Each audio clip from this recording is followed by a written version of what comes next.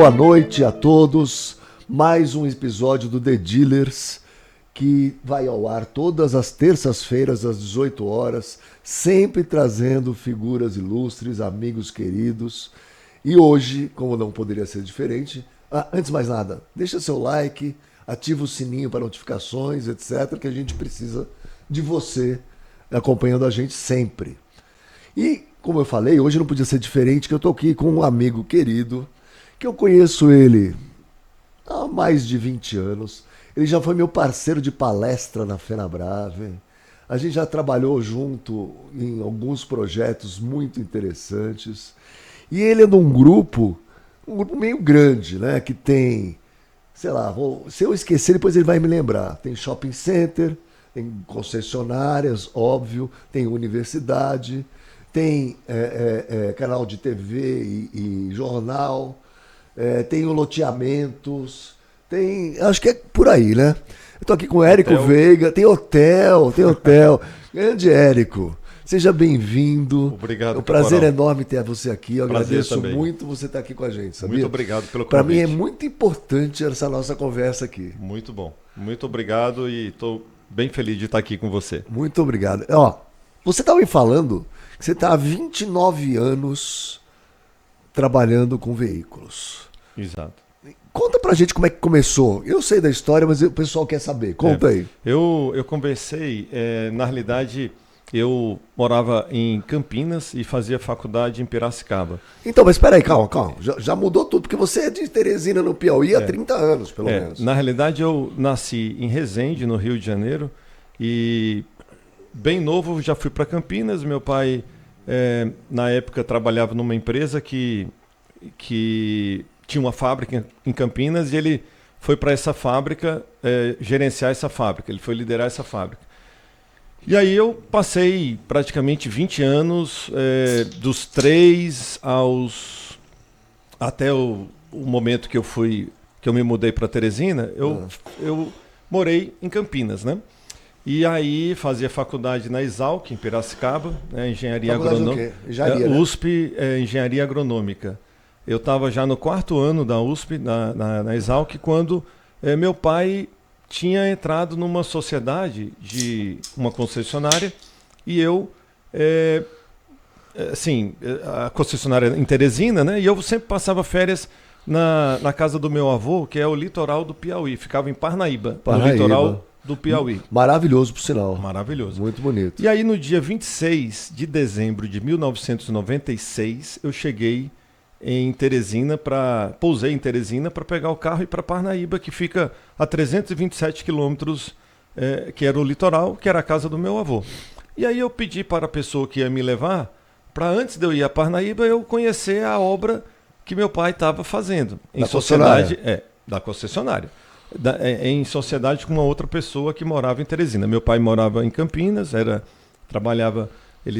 até hoje trabalha com indústria metalúrgica, né? E aí ele entrou nessa sociedade e eu fui conhecer a loja. Quando eu cheguei na loja, eu fiquei tão impressionado com a loja, com a dimensão, né? Um investimento muito grande na época. O mercado era bem diferente de hoje, né? E aí eu cancelei minha ida para Parnaíba, que eu ia passar o Réveillon lá na casa do meu avô. Você resolveu ficar na obra. Meu avô ficou bem preocupado e tal. Eu disse, não, eu fiquei preocupado aqui com esse investimento do meu pai, né? Resumo, caporal, nunca mais fui embora de Teresina. Sério? Sério. Tranquei minha faculdade. Meu pai ficou bem chateado na época, mas eu vi que aquele negócio era um negócio muito importante dentro da... Mas você já gostava de trabalhar com compra e venda de veículos? Sempre gostei de carro. Meu avô era sócio de um grupo que trabalhava com concessionária Chevrolet, né, no passado. E eu sempre ia para a casa dele, né, em Parnaíba, e ia para a concessionária lá, ia para a oficina, ficava... E assim, no fundo, eu tinha uma vontade muito grande de trabalhar com vendas. Eu sempre gostei de vender, vendia fruta para os vizinhos onde eu morava e tal, né? E aí, quando eu entrei na faculdade, eu queria trabalhar com o mercado futuro de produtos agrícolas. Essa era a minha visão. Ia fazer a faculdade, não para produzir, né, mas para mas para comercializar os produtos no mercado futuro. Era a minha ideia.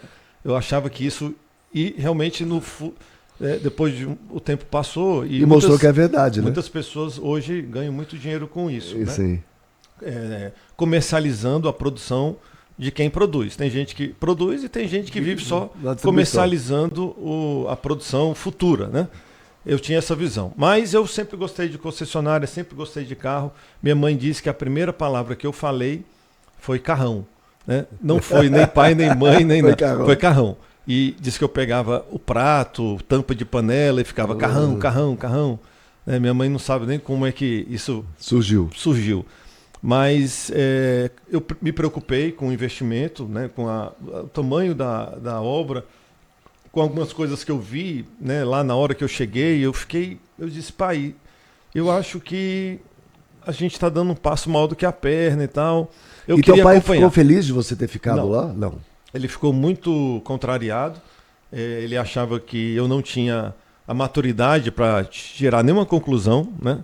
E que eu não deveria fazer aquilo de maneira nenhuma. E não abandonar a faculdade, né? Exatamente. Mas foi um chamamento que eu tive que eu não teve quem mudasse.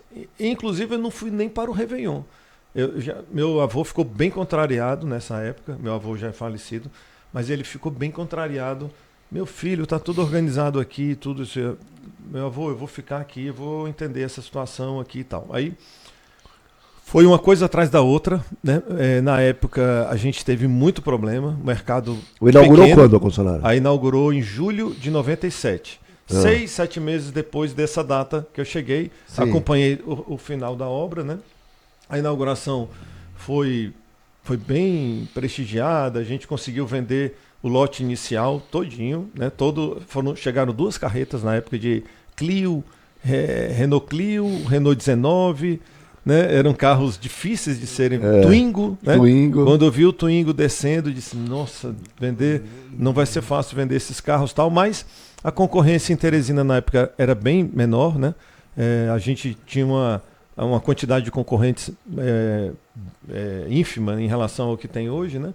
E o mercado estava carente na época. A Renault, a gente inaugurou uma estrutura bem diferenciada para o momento, né, na época, e foi um sucesso. A gente vendeu os quase 30 carros, eu acho que eram 2 carretas, um pouco mais de 2 carretas que chegaram para o lote inicial. A gente só ficou com um carro no estoque, e a gente fez a inauguração de uma maneira que todos os carros foram entregues no dia do coquetel, né? Então foi bem marcante, porque as pessoas viam os carros sendo entregues. A gente combinou com todos os clientes para que isso foi uma ação de marketing meio sem planejar, mas que deu muito certo. Ficou marcado. Muitas pessoas comentam até hoje esse sucesso. Bom, hoje não, porque já são muitos anos, mas durante muito tempo ficou registrado na mente das pessoas E quando começou a dar errado? Aí nós investimos muito na estrutura física, né? E faltou dinheiro para o capital de giro. É um erro de muitos empresários. A gente ficou com capital pequeno, capital de giro pequeno. Nós tivemos diferença, situações bem difíceis de sociedade. Meu pai não era dono do negócio só, tinha um sócio, né? Tá. E aí acabou que a gente decidiu vender a empresa. E aí o grupo empresarial para qual eu trabalho hoje comprou e aí me levou junto, porque eu já estava gostando, apaixonado pelo negócio. Sou muito apaixonado por esse negócio de automóvel. Eu gosto, eu vivencio o negócio mesmo. Eu tenho um prazer então, a concessionária é a Via Paris. Era Paris Automóveis na época, hoje é Via Paris. Mas é no mesmo local?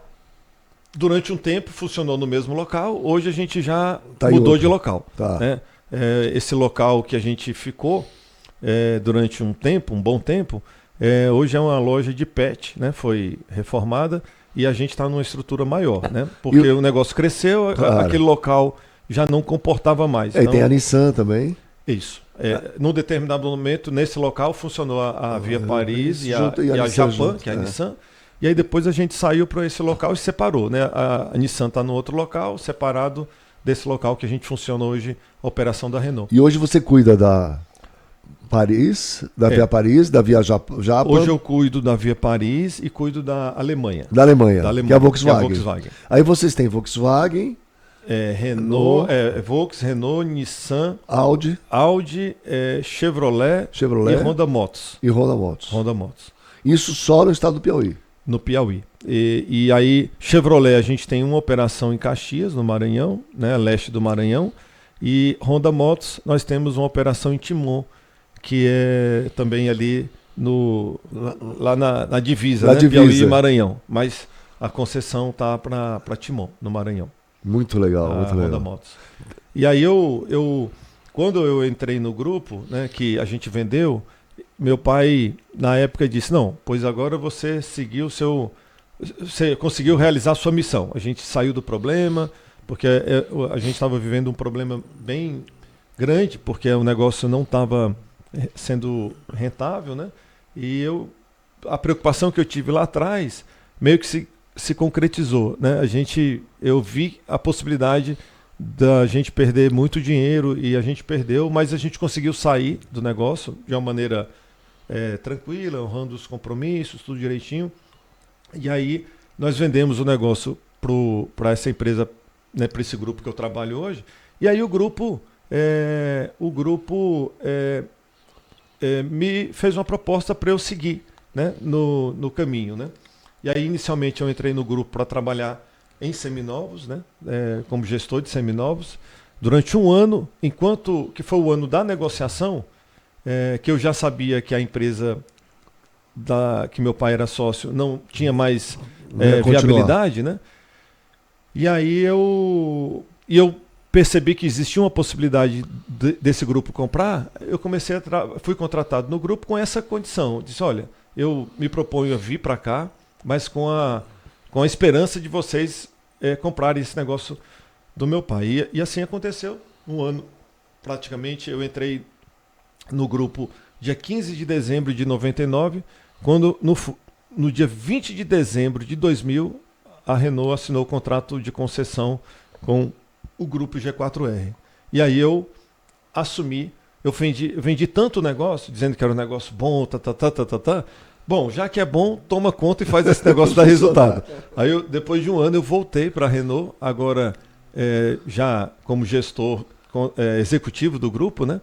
E com o desafio de realizar tudo que eu tinha dito que era um negócio. Que eu disse: olha, compre, que o negócio é viável, tem lucro. Aí eu me lembro que eu escutei dos sócios: bom, agora você volta como dono. Você não disse que faltava era capital de giro? Pois agora eu tenho capital de giro para você fazer esse negócio ser viável, né? E assim eu fui com muita vontade, porque eu consegui, Caporal, meio que colocar em prática o sonho do meu pai. Meu pai tinha um sonho de ter um negócio. Meu pai é piauiense, que com 13 anos disse para o meu avô que ele não queria nada a não ser estudar no melhor colégio do Brasil. Ele não tinha outra prioridade, ele queria ter o melhor estudo, né? E aí ele com 13, 14 anos, se mudou para São Paulo para estudar no Arquidiocesano, que na época era um dos melhores colégios do Brasil. Onde eu estudei? E era um colégio interno na época, né? E ele tinha um sonho, num determinado momento, de montar um negócio no Piauí, né? E aí montou esse negócio em função de, na época, lá atrás, o presidente da Renault, Raymond Jarriel, ter prospectado empresários. Na época a Renault não queria concessionários com experiência. Eles queriam empresários que atuassem numa outra frente para a Renault treinar esses empresários, né? Isso lá atrás, isso em 98, 99, quando a Renault estava implementando o Concessão 2000, né? Que era o padrão novo de Renault. Eles estavam pegando a rede Caoa, né? Que era uma rede que tinha sido nomeada pela Caoa, e estava iniciando esse processo de padronização da marca com esse padrão mundial da Renault, né? Que na época foi denominado Concessão 2000. E aí meu pai, que era filho do presidente da Federação do Comércio do estado do Piauí na época, meu avô recebeu essa provocação na época do presidente da Renault e disse, não, eu acho que eu tenho um candidato, é meu filho que quer montar um negócio, né? E aí arrume um sócio. Meu pai falou para o meu avô na época, arrume um sócio que eu entro nesse negócio. E assim foi feito. Né? Mas teu avô não quis entrar de sócio, ele arrumou outra pessoa. Aí, arrumou outra pessoa. Aí o que acontece? Meu pai ficou frustrado porque o negócio não deu certo e tudo. E ele sabia que eu gostava muito do Piauí, então ele conciliou a vontade dele de montar um negócio com a minha vontade de morar no Piauí. Que eu sempre disse, apesar de eu estudar faculdade em São Paulo, tudo, eu sempre dizia, nossa, o Piauí é muito bom, porque se eu vender um sítio em São Paulo, eu compro uma fazenda no Piauí. Eu entendia que o Piauí era uma terra de oportunidades. Na época, um sítio de 10 hectares, você vendia em São Paulo um sítio de 10 hectares, comprava 10 mil hectares no Piauí. Nossa Senhora. Então, eu via que o Piauí era um local que ia acontecer, né? E eu não me arrependo de ter feito essa... Eu só fiquei um pouco frustrado porque eu fui para o Piauí num momento de muita turbulência, de muita tensão, né? Mas eu aprendi ao longo da vida que a gente só aprende assim, né? A gente aprende vivendo as dificuldades, né? Todas as vezes que eu evoluí na minha vida foram nos momentos que eu passei muita dificuldade. Esse momento, Caporal, foi muito difícil para mim, porque eu tinha uma vida muito confortável, né? Com toda a estrutura, toda a regalia de ser um filho que tinha uma mordomia, e eu me vi enfrentando o que era a vida, o que era o mundo, né? O que era o mercado. Olha, um erro de gestão fez meu pai perder, e o sócio dele perder muito dinheiro, muito mesmo, a ponto de eu me preocupar, poxa, como vai ser, né? E aí quando o grupo comprou o negócio e eu vi que eu estava num cenário profissional, né? E aí meu pai disse, não, agora é hora de você seguir aqui, voltar, acabar sua faculdade e tudo isso. Não, pai, agora eu tenho que seguir aqui, porque se eu voltar dentro de um momento desse, é como se eu fosse um galo de briga que foge da rinha. Olha, eu não vou servir para brigar, para enfrentar mais as dificuldades. Vendemos o negócio, estou nesse momento de dificuldade, eu tenho que vencer aqui. E aqui, se eu vencer, vai ser eu vencendo. Não vai ser porque eu sou isso ou aquilo, não. Eu estou aqui para vencer sozinho, dentro de um cenário profissional, que eu estou inserido aqui, um grupo estruturado. Na época, o grupo tinha atuação nacional, com um produto muito grande, que era um bingo eletrônico. O né? Poupa-Ganha. E eu sempre, poxa, se eu tenho acesso a esse empresário que está atuando no Brasil todo, poxa, eu tenho que vencer com esse cara. O limite aqui vai ser a minha competência, porque se o cara conseguiu sair do Piauí e está em todo o Brasil, e eu estou tendo a confiança de tocar um negócio desse cara, eu tenho que demonstrar que eu sou bom. Você lembra como é que era o Poupa-Ganha? Como é que funcionava? Tinham ciclos semanais era um bingo semanal. É tipo uma telecena. Exatamente. E acontecia semanalmente sorteios. Eu acho que chegou a ter atuação, eu acho que em quase todos os estados do Brasil, não me lembro exatamente quantos, mas era gigante, era uma operação. O Poupa-Ganha chegou a ser o maior cliente frotista da GM durante bom tempo. Foi o maior patrocinador do Campeonato Paulista, foi o maior doador do Criança Esperança durante um bom tempo também. Era, acho, o maior patrocinador, o maior anunciante da Globo Nordeste durante alguns anos também. E assim, eu fiquei muito empolgado, muito motivado para fazer com que as coisas que eu sonhei, né, no momento que o negócio era do meu pai e que o negócio não rodou, né, eu disse, bom, e agora eu vou testar se minhas ideias, minhas convicções são reais, né? Se eu consigo colocar isso em prática. Caporal, sem brincadeira e modéstia à parte, nesses 3, 4 primeiros anos, nós tivemos assim, uma operação exemplar na Renault. A gente foi para a França, ganhei prêmio, a gente foi o maior vendedor de Clio no final de semana de Renault Portas Abertas, ganhamos prêmio de maior conformidade a maior pontuação mundial na primeira auditoria de conformidade dos padrões comerciais da marca. A Pricewaterhouse fazia uma auditoria mundial, né, em todo o mundo, né, e na primeira auditoria a maior pontuação numa concessionária foi na época Via Paris. Aí até o Luca Alexandre Menard, que era o presidente da América Latina da Renault, foi entregar um troféu pra gente lá em Teresina. É muito interessante isso, porque a gente que está fora do eixo, né, do norte, nordeste e tal, tá aqui, a gente não dá conta, como por exemplo, o grupo de vocês, e tem outros espalhados pelo Brasil, né, assim, mas vocês foram muito inovadores em uma série de coisas lá em Teresina, no Piauí. Né, que a maioria das pessoas, inclusive aqui do Sul, nem conhece, nunca foram lá. Exatamente. Né, porque raramente alguém ia passar férias em Teresina. A gente é muito focado em processo, muito focado, muito profissional, muito de planejar, de organizar, não é de fazer as coisas no improviso. A gente tem processo de decisão, você está entendendo? E a gente procura ser disciplinado em relação a isso. Não é aquela coisa, vai fazendo aí. Não. A gente já, desde muito... Eu sei que hoje muita gente já está indo por esse caminho, né? De organizar, de planejar as operações e tudo mais. Mas a gente já começou a fazer isso lá atrás, né? Quando a gente fazia mega vendas, mega peças, tudo no grupo, né? Isso foi o começo dos anos 2000. Exatamente. Aí. Agora, tem uma coisa que é inovadora, que é muito legal, que vocês fizeram, eu não sei como é que está hoje, porque eu não fui ver recentemente, mas vocês fizeram a primeira oficina multimarcas, né? Uma oficina que atendia todas as marcas do grupo. Isso indo contra, muitas vezes, a montadora, indo, né? Assim, por que a gente não pode ter uma oficina onde tenha lá as baias da Nissan, da Renault, da Chevrolet, da Volkswagen, etc. Na realidade, a gente planejou isso. Durante um bom tempo, né? Planejou, mas a gente não colocou em prática. A gente aprovou nas montadoras essa oficina. Eu lembro disso. Ia ser uma operação...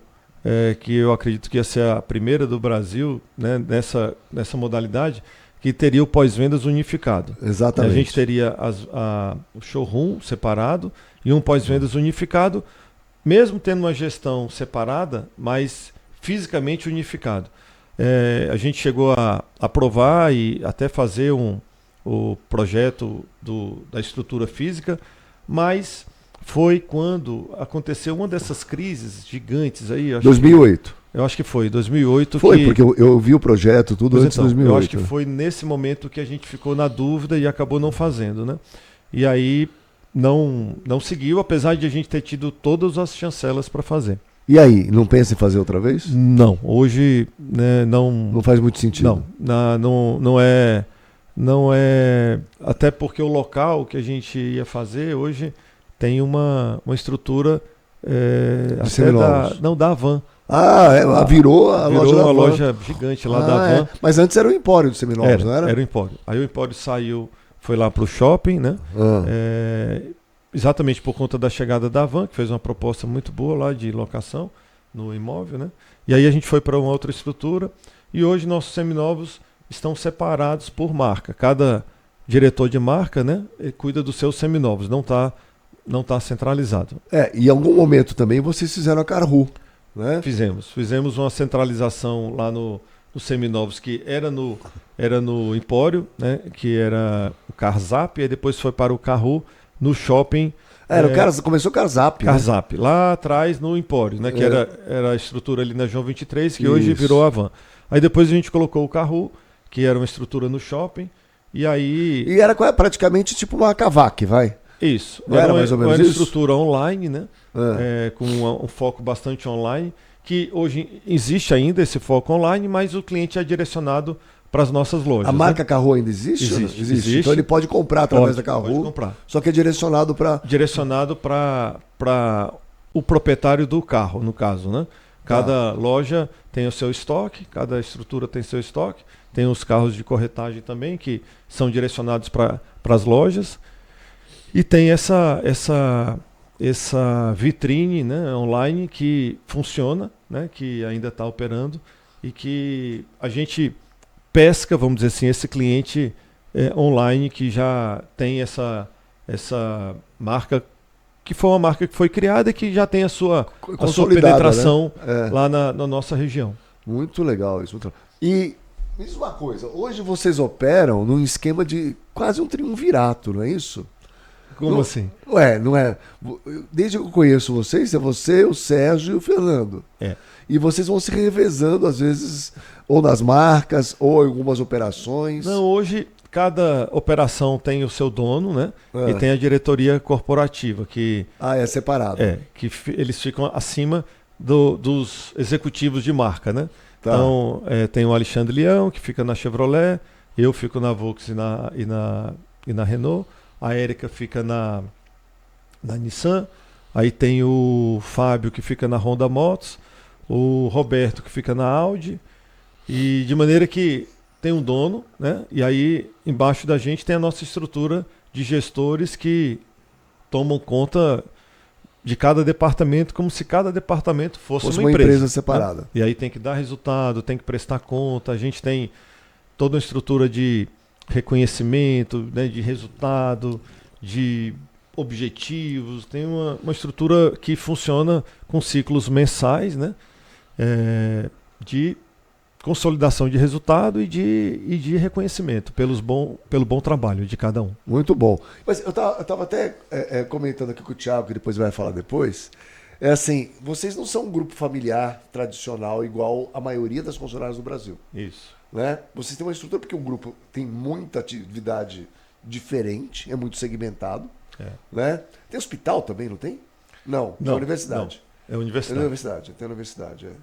E aí tem o dono, né, o Paulo Guimarães, aí tem alguns filhos do dono que operam em alguma coisa, mas não dá, não tem família suficiente para ter braço para cuidar de tanta coisa, não é assim? Na realidade, a gente trabalha num ambiente muito profissional, né, de muito acompanhamento, de muita apuração de resultado, de muita experiência mesmo.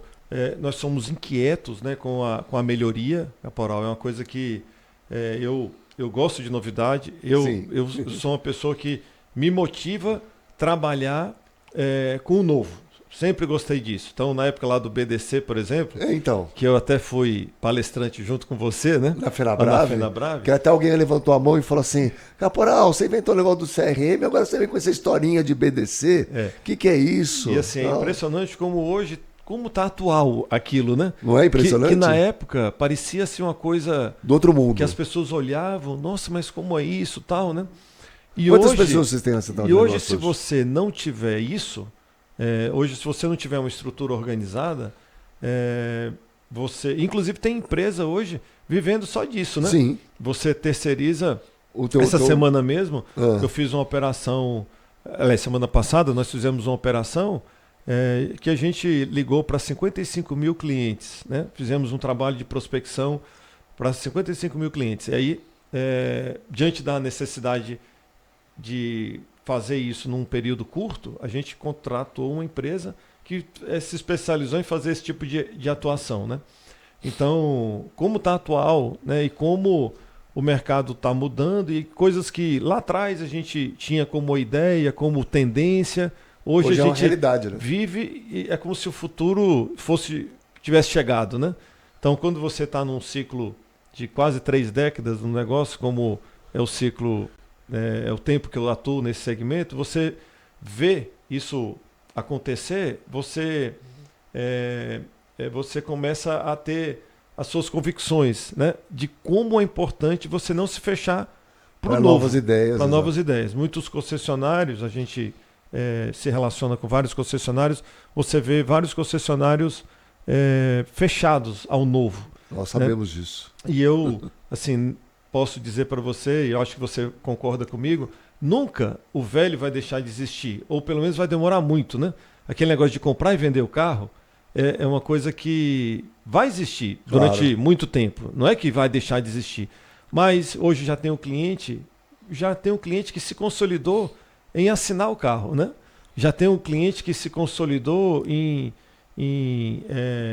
fazer aquele plano que paga o saldo lá no final, que no primeiro momento o balão, os vendedores não queriam de jeito nenhum, foi um paradigma dado isso, E hoje a gente vê já isso funcionando e tendo o cliente para isso, né? O cliente que já chega com isso, e você tem que estar preparado para esse novo, para o cliente que compra o novo, que compra o seminovo, que compra o seminovo com a parcela com residual lá no final, com o cliente que quer assinar o carro, né?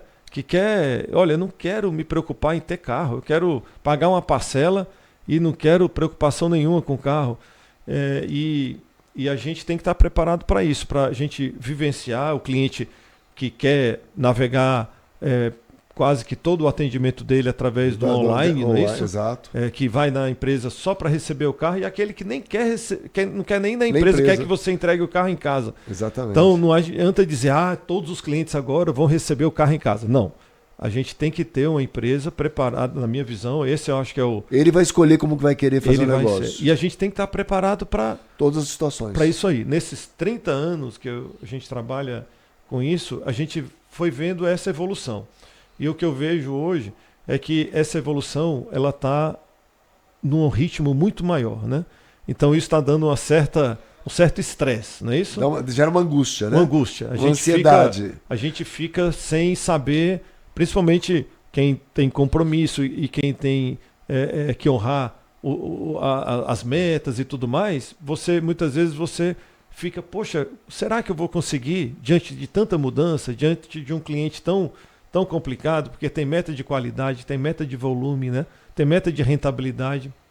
Então a gente conseguir consolidar isso diante dessa, como se fosse assim para eu colocar isso, um conflito de gerações, né? Na realidade você lida com várias gerações dentro da empresa e fora, né? Você lida com pessoas que têm 20 anos, 22 anos, 18 anos já, que é um cliente totalmente diferente daquele que tem 55, 60 anos, não é isso?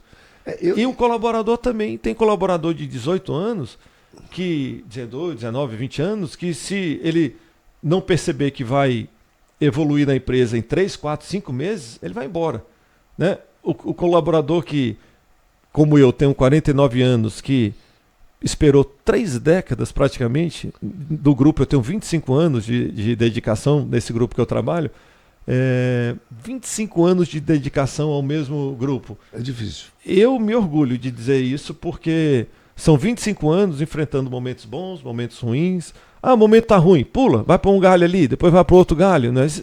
É o caminho mais fácil, né? Muitas vezes. Não, eu estou há 25 anos enfrentando as dificuldades e vivenciando momentos bons para os mesmos patrões, vamos dizer assim, para os mesmos sócios, né? Então, enfrentando as situações e tal.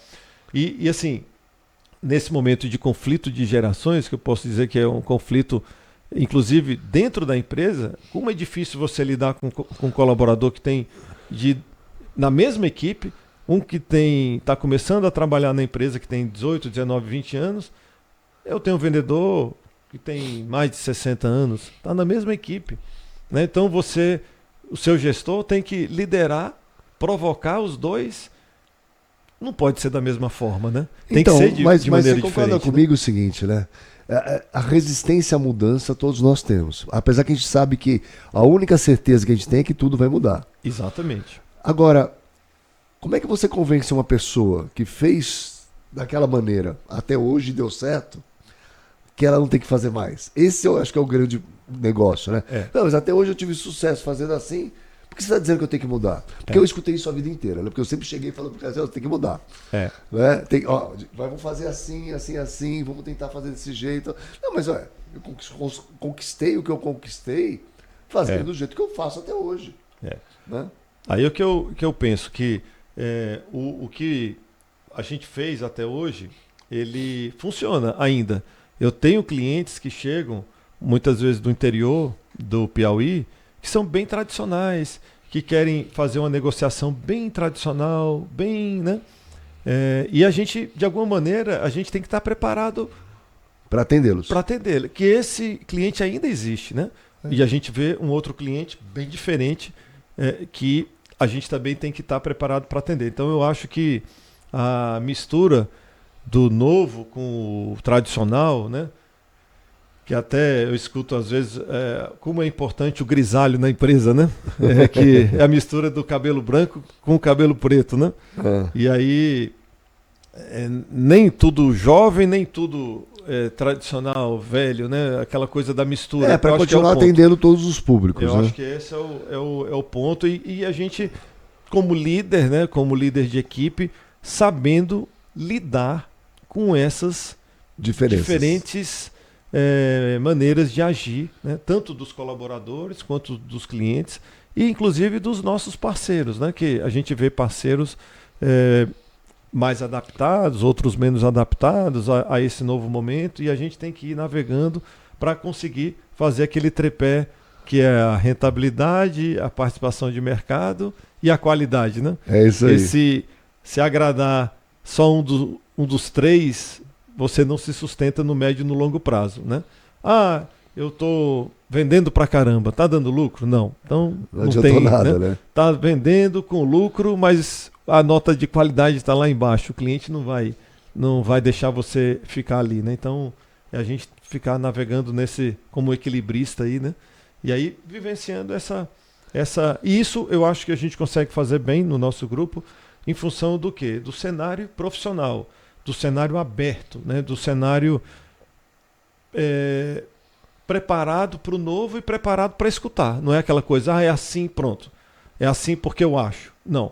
É a gente questionar as nossas certezas. A gente está sempre questionando. Eu tenho certeza disso. Será que é isso mesmo? Vamos testar essa certeza? Vamos testar essa convicção? Porque se fizer diferente, a gente não consegue acreditar que existe possibilidade de fazer um resultado melhor, né? Esse cenário me motiva, Caporal, e eu acho que é isso que fez eu me dedicar a essa empresa, a essa estrutura empresarial tanto tempo, né? Eu acho que e assim, como se eu estivesse no primeiro dia de trabalho, né? Eu estou ali, né, nesse tempo todo, aí de alguma maneira você vai meio que perdendo a motivação. Não, hoje eu digo para você que eu acho que eu estou até mais motivado do que eu estava lá atrás, em função da gente ficar mais maduro, né? E aprender, ter mais segurança em algumas situações que em outro momento a gente sofria pela dúvida, né? Pela insegurança, pela falta de maturidade. A gente vai crescendo e vai vendo o quanto que se a gente escutar, se a gente se preparar, se a gente estudar e verificar os fatores necessários para você decidir, você faz com mais felicidade, né? Não precisa sofrer, né, para decidir. Eu queria voltar num ponto na central de negócios, porque vocês montaram uma central grande, eu queria saber quantas pessoas trabalham lá, e que atende vários setores do grupo. Não é só para concessionário, não é isso? Isso. Nós montamos uma central lá na época, e isso, né, lá naquela época, né, que foi quando mesmo que a gente... 2006. 2006. Pronto, a gente começou, o negócio foi crescendo, o mercado estava muito, muito pujante, né, num bom momento, e assim, a gente começou a perceber, a gente inclusive contratou 2 executivos, né, levamos para Teresina de São Paulo, 2 pessoas que já tinham um histórico muito grande com call center, e aí montamos uma estrutura que foi crescendo. No momento que atendeu a nossa necessidade, nossa concessionária, a gente, por que não ajudar em outras estruturas, né? Em outras frentes de negócio, como assinatura de jornal. Isso. Aí, inclusive, recebemos contratos externos, né? Empresa de telefonia. Para prestar serviço. Para prestar serviços, né? Quer dizer, um negócio que era internamente, inicialmente, né? E que voltou para o mercado, foi aberto para o mercado. Mas assim... Quantas pessoas tem hoje lá? Não, hoje a gente chegou a ter 120 PAs. 120 PAs. 120 PAs. Hoje, o que é que nós... isso eu acho que um pouco antes da pandemia, numa dessas crises, eu não estou me lembrando qual das crises, a gente se preocupou muito, né? E alguns contratos foram cancelados, contratos externos foram cancelados, de maneira que a gente não conseguiu enxergar esse negócio como negócio. A gente cresceu demais e aí viu que esse negócio tinha tomado uma proporção que exigia uma gestão muito estruturada para que o negócio fosse rentável e não fosse um peso para o negócio como um todo, né? E nós não conseguimos, né, diante de tantas tensões que nós vivenciamos em alguns momentos, a gente não conseguiu dar foco para a gestão desse negócio, de maneira que recebemos alguns questionamentos, inclusive de montadora, que eles queriam que a operação fosse dentro da empresa e tudo mais. Hoje a gente tem, cada marca tem a sua central. A gente voltou ao que era no passado, né? A gente tem o nosso tem a nossa central. Eu tenho na Via Paris, eu tenho a central. Ela recebe os leads hoje. Recebe os leads, faz o agendamento, né, faz prospecção de oficina, né, prospecção de veículos também. Pesquisa de satisfação de cliente. Pesquisa de satisfação.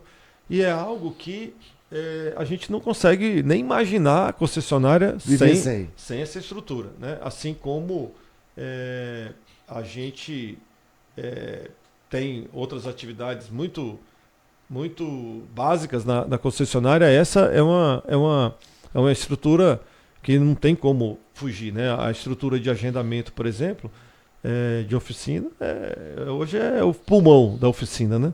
Então a gente tem isso bem organizado.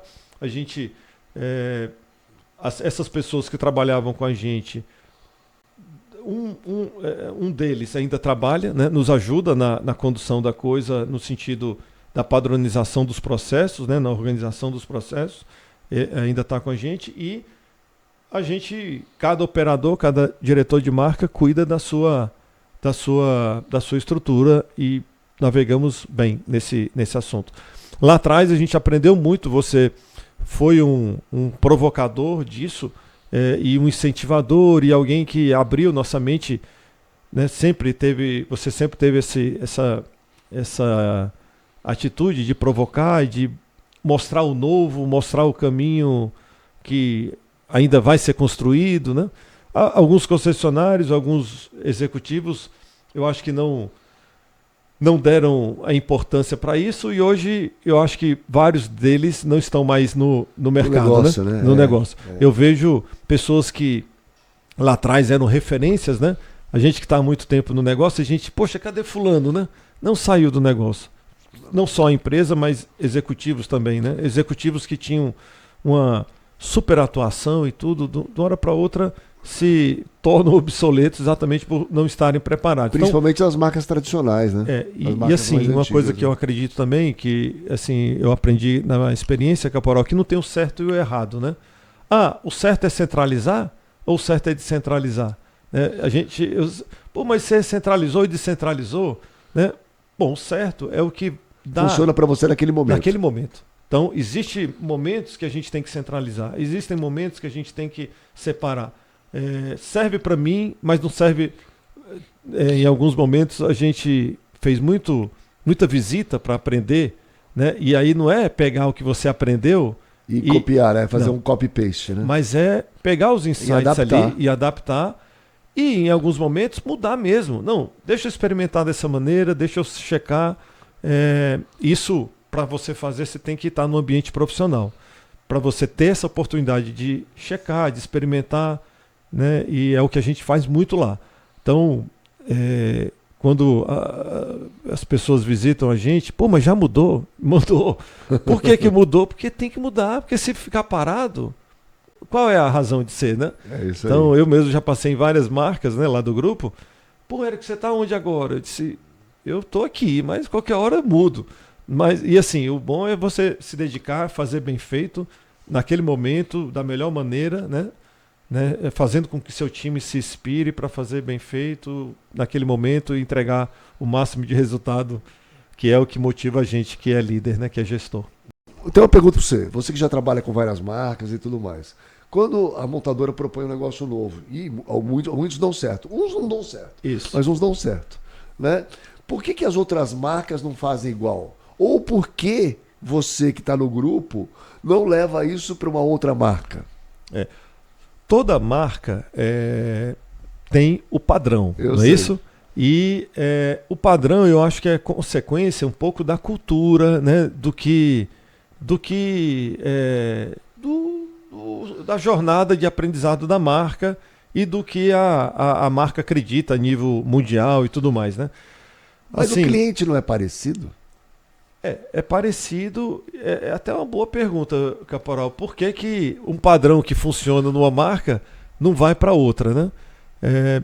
Eu sou franco, eu não sei essa resposta não. E vocês nunca tiveram vontade de falar assim, eu vou botar o atendimento premium aqui na Volkswagen? Não dá, por quê? Porque a gente é cobrado pelo padrão pelo padrão, né? Então, mas quando vai o executivo da montadora lá, né? O cara que vai lá cuida de pós-venda, regional, né? Não se discute com ele. Deixa eu te levar aqui, mostrar aqui na Canadá como é que funciona. E você não acha que seria viável isso aqui? Muitas vezes eles até têm a curiosidade. Eu confesso a você que como é que está funcionando lá, né? Existe essa curiosidade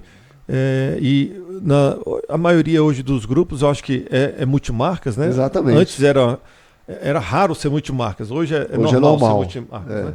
Então eu acho que hoje é raro ser monomarca. Exato. Eu tenho um amigo meu que está vindo aqui para a gente conversar, inclusive. Ele faz questão de ser monomarca. Mas ele já virou o maior da América Latina, naquela marca.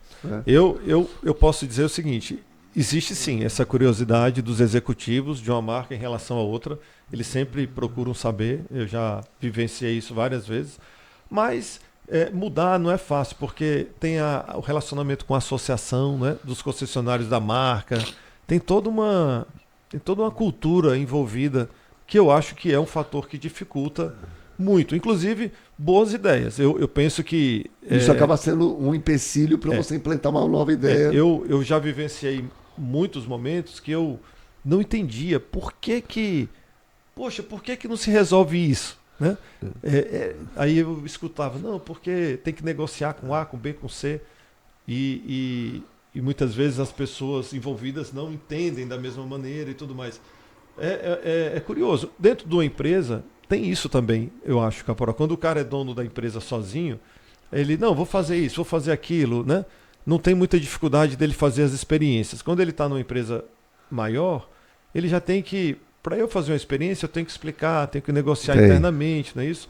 Então imagine diante de um cenário de uma montadora. Eu acho que eu acho complicado, que é por aí, né? Mas que o aprendizado, né, de uma marca, quando você vivencia aquele processo, e eu, que já passei por várias marcas, eu acho que isso é muito valioso para mim.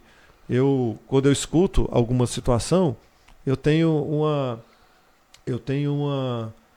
uma base, né, de dados grande para poder... um repertório que você criou ao longo do tempo para você tomar uma decisão. Olha, eu penso isso, eu penso aquilo. Mas você pensa baseado em quê? Baseado no que eu vivi assim, no que eu vivi assado e tal.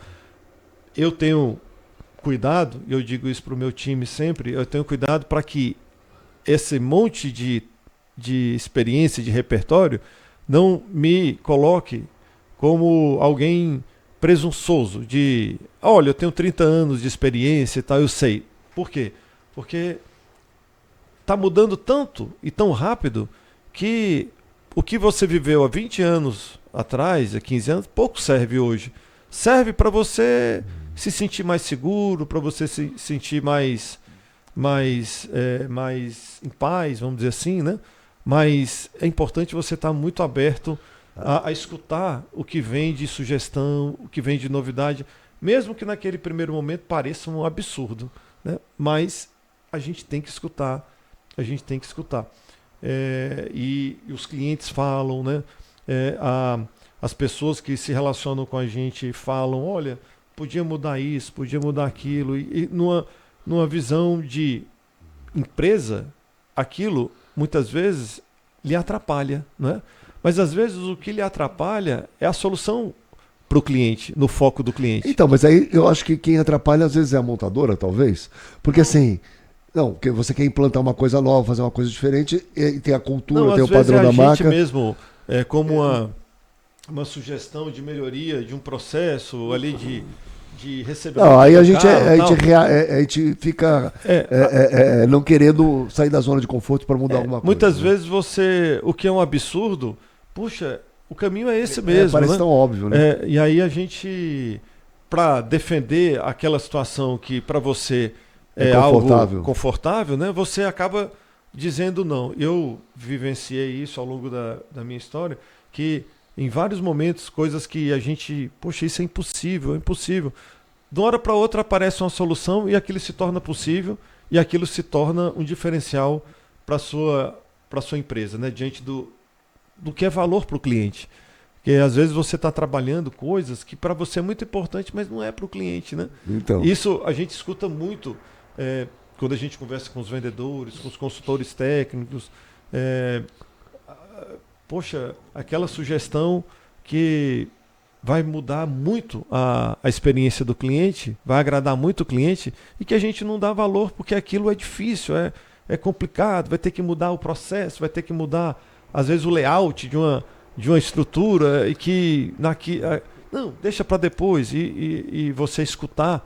Pô, sempre foi assim. Pô, mas então, é aquela história que eu falei, ponto, né? Esse é o ponto de você realmente eu me motivo quando eu percebo que alguém está me dando uma sugestão, eu procuro, né, ao longo do tempo, eu procuro escutar isso e procuro me esforçar nesse sentido, né? Isso eu acho que é uma das coisas que me marcam assim diante da minha equipe. A equipe ela não pode ter, não vou dar essa sugestão não, porque não vai dar em nada.